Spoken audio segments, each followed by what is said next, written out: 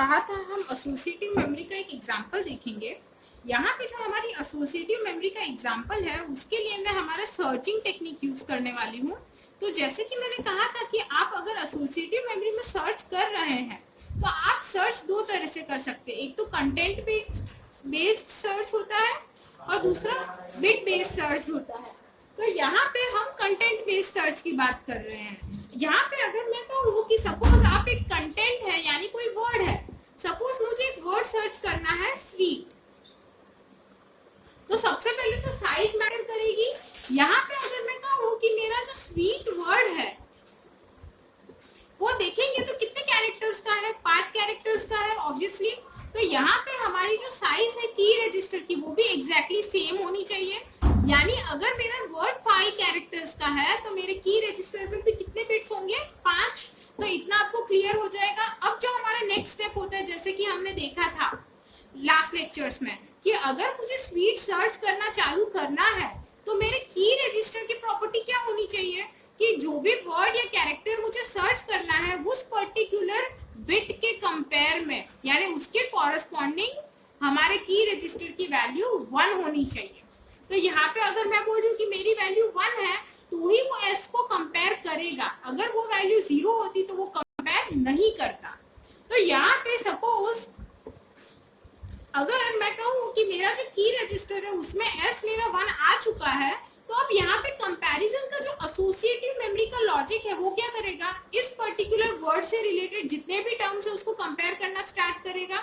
तो यहाँ पे हमारे की रजिस्टर में अगर कंपैरिजन करना है 5 बिट का तो उसके सारे बिट्स क्या होने चाहिए, 1। तो यहाँ पे अब मेरे की रजिस्टर के सारे बिट्स 1 हो चुके हैं। अब यहाँ पे जो हमारा एरे लॉजिक होता है उसकी साइज भी फिक्स होती है, यानी वर्ड्स कितने भी हो सकते हैं। यहाँ पे 4, 5, 6, 7, 8 अप टू 1000 वर्ड्स भी हो सकता है। वो डिपेंड करता है कि कितने वर्ड्स आप यूज कर रहे हैं। पर जो उसकी साइज है वो कितनी होगी, 5 बिट की, क्योंकि हमारे पास 5 कैरेक्टर है। अब इसका इंपॉर्टेंस क्या है वो आपको समझ आया है। सपोज मैं कह रही हूँ कि मेरी जो मेमोरी है यानी इंटरनल डेटा, वहां पे स्वीट से रिलेटेड एक तो खुद का ही वर्ड था स्वीट, दूसरा था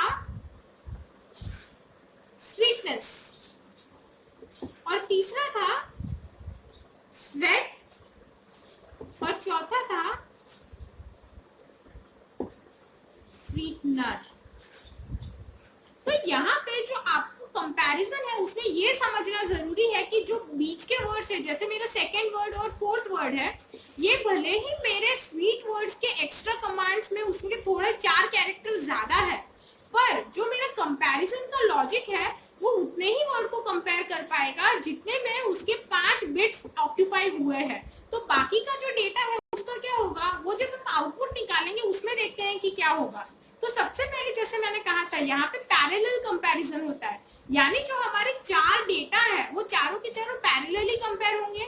यानी अगर मेरा एस कंपेयर हो रहा है तो वो फर्स्ट बिट के साथ एक साथ कंपेयर हो जाएगा। तो ऑब्वियसली यहाँ पे देखिए सबकी जो जितने भी मेरे वर्ड्स है उन सबकी बिट 1 है, तो इनके मैच रजिस्टर में इंडिविजुअली 1 आ जाएगा। इसके भी 1 आएगा, इसके भी 1 आएगा, इसमें भी 1 आएगा और इसमें भी 1 आएगा। सिमिलरली अब मैं जब W के लिए देखूंगी तो वहां पे की रजिस्टर 1 है। अगेन यहाँ पे W मैच हो रहा है, सबसे पैरेलल करेंगे हम कंपैरिजन, तो ऑब्वियसली इन सब में मैच रजिस्टर में भी 1 आ जाएगा। सिमिलरली थर्ड की के लिए भी मेरे पास इजीली 1 मिल जाएगा मुझे। अब जो मेरा फोर्थ बिट है वहां पे मुझे थोड़ा सा केयरफुल रहना पड़ेगा। यहाँ पे अगर हम देखेंगे तो फर्स्ट, सेकेंड और जो फोर्थ वर्ड है वहां पे मुझे 1 मिल जाएगा ऑब्वियसली, क्योंकि यहाँ पे मेरा ई है। पर जो ये मेरा थर्ड बिट है यहाँ पे ए है, तो जब मेरा की का रजिस्टर इससे मैच करने जाएगा हमारे आर्गुमेंट को, तो ये आउटपुट क्या देगा, 0, क्योंकि यहाँ पे ए है यानी ई से मैच नहीं कर रहा है। अब फोर्थ बिट के लिए अगेन मैं जाऊंगी तो यहाँ पे मुझे सब में 1 मिल जाएगा। तो अब होगा क्या, हमारा जो मैच रजिस्टर है उसका ये प्रिंसिपल है कि वो इंडिविजुअल बिट के जितने भी बिट्स के 1 आए हैं उनकी एंडिंग करेगा। तो अब देखिए यहाँ पे तो पांचों के पांचों बिट 1 थे वर्ड 1 में, तो उसके ओवरऑल मैच में भी 1 आ जाएगा, तो मेरा आउटपुट मैच रजिस्टर 1 दे देगा।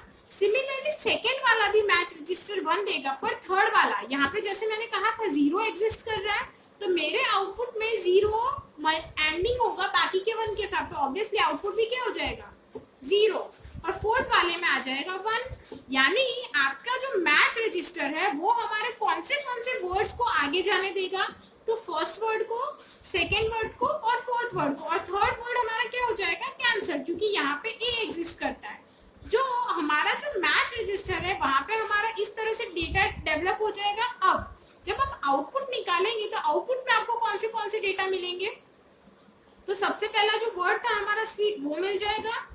उसके बाद हमारा जो स्वीटनेस था वो भी अवेलेबल होगा, क्योंकि भले ही NESS था पर स्वीट कंपेयर हो चुका है और उसका मैच लॉजिक का रजिस्टर 1 दे चुका है। पर स्वेट वाला डेटा एग्जिस्ट करेगा क्या, नहीं, वो डेटा एग्जिस्ट नहीं करेगा। और जो हमारा फोर्थ वर्ड है वो हमें आउटपुट में मिल जाएगा। तो इस तरह से आपका जो एसोसिएटिव मेमोरी का लॉजिक है वो काम करता है और आपके वेरियस डेटा को कंपेयर करता है। अब ये मैंने एक कंटेंट वर्ड यानी कैरेक्टर के एग्जांपल से लिया था। इसी तरह का एक एग्जांपल हम बाइनरी में भी देखते हैं, जिससे हमारा और जो कंसेप्ट है वो क्लियर हो जाएगा।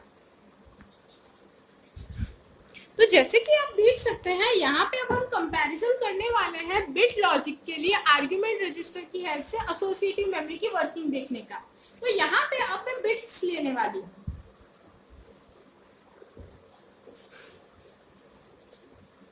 तो यहाँ पे सबसे पहले अगर आर्गुमेंट रजिस्टर में मुझे कोई वर्ड डालना है, तो सपोज मैं यहाँ पे आर्गुमेंट में सर्च कर रही हूँ 010, यानी ये कंपोनेंट मुझे अपनी मेमोरी के अंदर से कहीं ढूंढ के लाना है।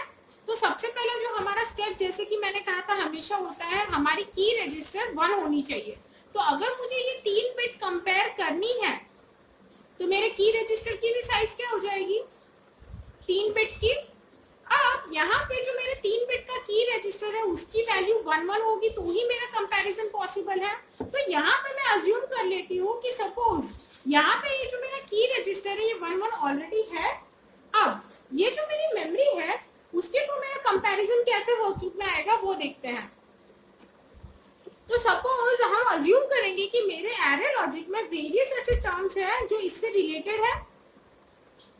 अगेन यहाँ पे अगर आप नोटिस करेंगे तो मैंने 5 बिट्स के अलग अलग वर्ड लिए हैं, यानी मेरे पास 5 वर्ड है और 3 बिट सबकी साइज है इंडिविजुअली।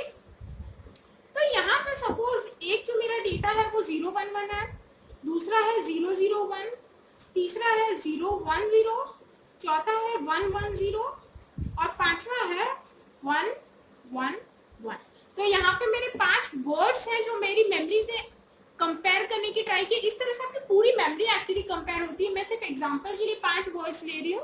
यहाँ पे अगर मैं बोलूँ कि सबसे पहले मेरा कंपैरिजन स्टार्ट होगा तो वो ऑब्वियसली फर्स्ट बिट के लिए स्टार्ट होगा जो मेरी 0 है, तो हमारा की रजिस्टर 1 है। तो जब वो नीचे कंपेयर करना स्टार्ट करेगी तो यहाँ पे जो मेरा फर्स्ट वर्ड है ऑब्वियसली मैच करेगा, सेकेंड भी मैच करेगा, थर्ड भी मैच करेगा। तो यहाँ पे जो मेरा कंपैरिजन होगा तो ये तीनों बिट तो मैच करेगी, यानी जो हमारे इंडिविजुअल बिट है उसके लिए मुझे मैच का 1 रजिस्टर में मिल जाएगा। पर जो मेरे नीचे के बिट्स है ये तो 1 है, तो 1 और 0 ऑब्वियसली अलग टर्म्स हैं, तो इनका मैच रजिस्टर आउटपुट होगा 0। अब सेकेंड बिट को अगर मैं कंपेयर करूंगी तो सेकेंड बिट मेरी 1 है, अगेन मेरा की रजिस्टर 1 है, तो ही मेरी कंपैरिजन पॉसिबल है। तो यहाँ पे अगर सपोज नीचे मैं कंपेयर करने जाऊंगी तो यहाँ पे मेरा फर्स्ट बिट जो हमारा फर्स्ट वर्ड का सेकेंड बिट है वो मैच करेगा। तो यहाँ पे ऑब्वियसली ये जो वैल्यू है ये 1 देगी मुझे मैच रजिस्टर में। यहाँ पे अगर मैं सेकेंड वाले वर्ड को देखूंगी तो वो 0 है और मेरे आर्ग्यूमेंट में 1 है, तो यहाँ का जो मैच रजिस्टर है वो मुझे 0 आउटपुट देगा।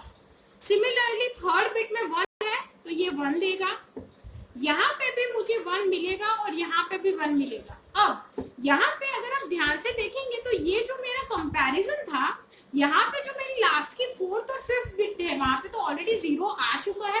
तो इसी तरह से जो आपके वर्ड्स होते हैं ना उसमें भी यही होता है कि अगर स्टार्टिंग में ही 0 आ जाए तो वो आगे कंपैरिजन नहीं करता, यानी ये जो 2 मेरे वर्ड्स थे ये ऑलरेडी कंपैरिजन से बाहर जा चुके हैं। अब मेरे पास सिर्फ 3 वर्ड्स बचे हैं।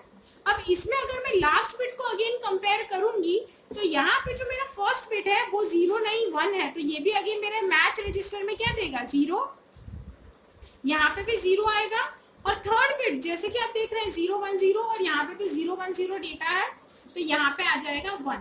तो अब जो मेरा मैच रजिस्टर वो एंडिंग करेगा, तो इसमें एंडिंग होगी 1 1 और 0 की। तो ऑब्वियसली अगर एंडिंग में एक भी 0 आए तो आउटपुट क्या हो जाता है, 0। यहाँ पे भी अगर आप देखेंगे तो 2 0 है, एंडिंग 1 के साथ होगी तो ये आ जाएगा 0। ये दोनों में तो ऑलरेडी 0 ही था, क्योंकि हमारे स्टार्टिंग में हमारी जो सर्च थी वो फेल हो गई थी। हमारा जो थर्ड बिट है उसके लिए मेरे पास आ जाएगा 1। तो आपका जब आउटपुट है वहां पे आपको मिल जाएगा 0 1 0। अगेन यहाँ पे अगर ऐसा कोई वर्ड या ऐसा कोई बिट होता है जिसके अंदर पैटर्न होता है 0 1 0 0, तो वो भी हमारे आउटपुट में एग्जिस्ट करता। इसी तरह से अगर 5 बिट का भी कोई होता वो भी एग्जिस्ट करता। तो इस तरह से आपका जो सर्च प्रोसेस है वो काम करता है बिट्स के लिए। इसी तरह से एक्चुअली जो हम कंटेंट एड्रेसेबल मेमोरी बोलते हैं उसमें हम वर्ड भले ही सर्च करें, पर टेक्निकली अगर हमारे पीसी की बात करें वो तो बिट ही सर्च करेगा। यानी जब हम डेटा भले ही हम वर्ड्स में डालें, पर एक्चुअल में वो कैसे सर्च होता है, इस फॉर्मेट में सर्च होता है, यानी बिट्स के फॉर्मेट में सर्च होता है। इसी तरह का अगर आप कोई दूसरा डेटा देखना चाहते हैं, नेक्स्ट लेक्चर में हम स्टार्ट करेंगे दूसरा टॉपिक। तो इस चैप्टर का ये टॉपिक काफी इंपॉर्टेंट है, इस टॉपिक को आप ध्यान से पढ़ें और इसके बारे में और हो सके तो खुद से एग्जाम्पल्स बना के ट्राई करें। और लेक्चर्स के लिए आप हमारे चैनल पे सब्सक्राइब करें ओरिजिन्स ई-शाला, ताकि आपको और भी जानकारी मिल सके और आप और भी अच्छे से नॉलेज प्राप्त कर सके। Thank you.